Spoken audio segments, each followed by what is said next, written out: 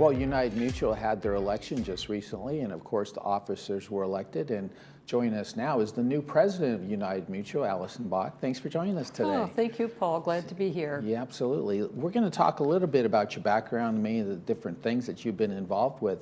Great. But tell us, how long have you been living here in Laguna Woods? Not very long. I'm going into my third year here. Oh, okay, yeah, great. Right after the end of COVID, I came in and Right. got to see the reopening of the village. Right. What attracted you to Laguna Woods Village when you first looked at it and thought, this is where I want to spend, a number of years? Well, I was well familiar with the Golden Rain Foundation of Seals Beach and Leisure World going back 25, 30 years, actually. I had been involved in managing some of the funds of the reserve funds as a broker with Merrill Lynch. So I knew Seal Beach Leisure World. I knew it was a good place. The location here, of course, is fantastic. And the value for Orange County, it cannot be beaten. You throw in the amenities and the nice people and the tall trees. Oh, yeah. What's not to love? Yeah, it's beautiful. It's so nice that you actually had experience with Yes. Seal Beach, because it's Yeah. a sister community Yes, of Laguna indeed. Woods. And so you're very familiar of how the format and the shared concept kind of works Right, out. absolutely. It's a very different community than Laguna Woods Village, of course. Yeah, but- I think they have about 6,500 homes there, and then they do have, no one has amenities like you have here in your for community. sure, for sure. Yeah. Well, let's talk about your background a little bit. Yeah. Well, when I moved in, I thought to myself, how can I contribute? What can I do? And I think the most important thing is that financial background that I can bring to the table. My experience with Merrill Lynch, with Oppenheimer, Bank of America, Transamerica Life companies is valuable and perhaps not a background that everybody would have. I also have extensive experience and relevant experience with condo and co-op boards in other places. In New York, I was president of the board of my co-op, the Upper West Side of Manhattan, which had its own joys. And then in Florida, I was also a president of my condo board there in a waterfront property. So every year we had, of course, our hurricane season and aging infrastructure and lots of challenges there. How different is it to be a president of an HOA in different states? Here everybody talks about Robert's Rules and the Davis-Sterling Act and things like that. Is that effective throughout the country or just in California? Well, of course, the corporate rules are state-driven, and Davis-Sterling is, I think, unique to California. But our corporate attorney made the observation recently that there are 3 states that contribute the most to housing regulations and rules and laws, and those are California, New York, and Florida. So I've had experience in all 3, and I just have to learn the nuances. Exactly. Yeah, wow. here. Well, that's great experience. Yeah, And it you is. also have worked with nonprofits as well. Yes, lots of work with nonprofits, and again, being able to contribute something of value and relevance to those nonprofits in the financial area. I'm a Cornell University alumna, so I have been privileged to serve on President's Council of Cornell Women for about 20 years.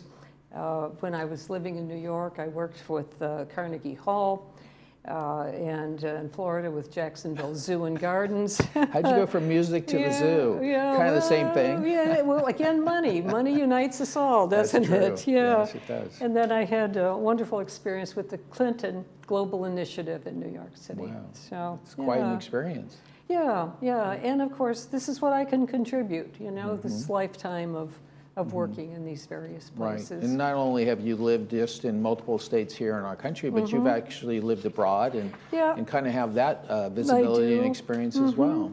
Yes, I lived in Zurich, Switzerland for a while, several states here. And what I've concluded from that experience is the best communities are communities that are diverse, that have a variety of people living there and living happily and having figured out how to get along together and live together. They also offer everybody an equity ownership in some form of our shared properties and our shared environment. So we're all involved as owners of the place we inhabit. The best communities, I think, they also include everybody in decision making. The opinions of all are considered. Now, you may not get what you want, right, but you've been heard and understood. right. And that's important, those three things: diversity, equity, and inclusion. Right, and that's what's so unique about this community. Oh, You yeah. won't find another HOA, I don't think, on the planet that has as many meetings, has Yes. televised meetings, Right. has the communication that we all have with Village Right. Television, the magazine, the Right. email blasts that go out. We all live in associations throughout our life. I don't get that much communication at all. But again, it's such a challenge really to make sure that you have transparency and the communication with the members. Absolutely. And some people view complaints as something negative, but I see complaints or as information, as communication. It tells us where we need to educate. It needs to tell us where we need to improve. So that kind of communication is also valuable if it's constructive. Absolutely. Yeah. Now let's talk about some achievements that have happened here recently with Yeah. United Board in the last couple of years. Well, over the last year or so, the entire board of United was involved in some very significant achievements. A main one is the new investment policy that was crafted by resident and external experts. Its implementation has placed United Reserves on a much safer footing with Treasury bills and notes. Another one was after an intense selection process, J.P. Morgan Chase was selected as our new asset manager and for our United Reserves. A new resolution also that came into effect recently is the access to equity in our units through private lending arrangements. It's interesting, our resale department reports that in United, our average resale this year is $340,000. If you look back 10 years ago, it was $170,000. Right. So the value of units has doubled over the past 10 years, and that means equity has built up. Right. So if people want to access that equity, they now can do so through a non-institutional private loan from someone. So that's Speaking of important. loans, it is unique because United is a co-op, and Right. it's quite unique throughout the country. So there's some challenges on the loan side of it, right? Yes, and the board and the ad hoc committee under Asghari did a spectacular job of working through all of those nuances and difficulties to come up with a process that will work, that Right. protects everybody. And of course, you always need insurance for these new homes. Oh my gosh, yes indeed. Co-ops. Yes indeed. And insurance has been a challenge. Again, one that the board last year met, I think, admirably by contracting with a new broker, USI, a new insurance broker. And USI has obtained property insurance for us. It's not cheap. Obviously, there have been tremendous challenges in the insurance market. We hear about it all the time, both with our HO6 policies as well as our big property insurance policies. So, And a lot of it is reflected because of what you just mentioned.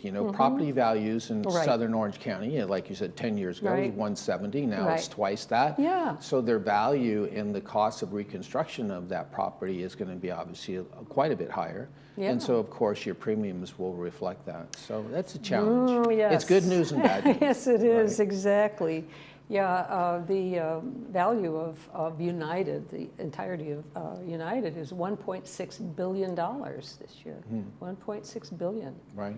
This is an important piece of property. Absolutely. Yeah, Well, yeah. we want to continue to make sure it meets the standards and the beauty that this community Right. desires. And to that brings up budget. We did Okay. pass the 2024 budget, and fortunately, the line was held. There will be a 4% increase, but only 4%, so it could have been a lot worse. That will amount to $19.76 per manor per month. That's just for the United portion. It doesn't include the GRF portion, it doesn't include insurance, and what your individual property, Orange County property tax will be on your unit. Right. So that letter that will be coming out in November will tell every resident their specific amount to pay in the year ahead. Right, and 4% is not too bad considering what we've seen. Even Powell today said inflation is still too high. Yeah. So, we've seen rates and inflation go through the roof, and the cost of goods go through the roof. So when you consider 4% for a property, like you just said, of $1.6 billion. I know, it's a staggering number, it's isn't quite it? an effort from the members and the board directors to keep that, within reason. Well, it was nice to be part of that team that worked on the budget. It was the effort of many, many people, many meetings, as you know, Paul. You've seen this go on for years now. The budget rodeo, as I call it. Right, yeah. When you talk to other people and you start telling them I have a budget meeting for in May for the following year, they're like, wow, you go through quite a number of versions, but it's, it's very good and very good work. And of course, it's very important to our community because we want to try and make sure that we have cost savings and that we're providing the service that our community deserves. Yeah, that's really the ongoing theme and the challenge looking at the future. And that is to maintain standards, to maintain our buildings. That's United's main goal, is to maintain our properties and to do it in a cost-effective way. Right. So that is, I would say, the number one challenge. Right. We want to communicate well with people, but we have to prioritize the care of our buildings, the maintenance of the building, improve the landscape and the urban forest that we live in. It is remarkable urban forest. And we should really treasure it. The thing about landscaping is that it's dynamic and organic. It's living and it grows. And so there's a constant challenge of keeping up with the plants, with making sure that they're healthy and maintained. It takes a big budget. Right. Another thing that we have to always bear in mind is this business of balancing cost and the maintenance requirements, the standards. And we have to also invest not just in today's maintenance, but in tomorrow's infrastructure and tomorrow's requirements in the village. So that's the issue. When you've got 60-year-old buildings, almost 60, some of them are of course in better condition than others, but they've all got to be maintained to the quality that people expect. And we've got to do it while controlling cost. I think another important aspect is that we have to make sure we're getting our money's worth from GRF and from VMS.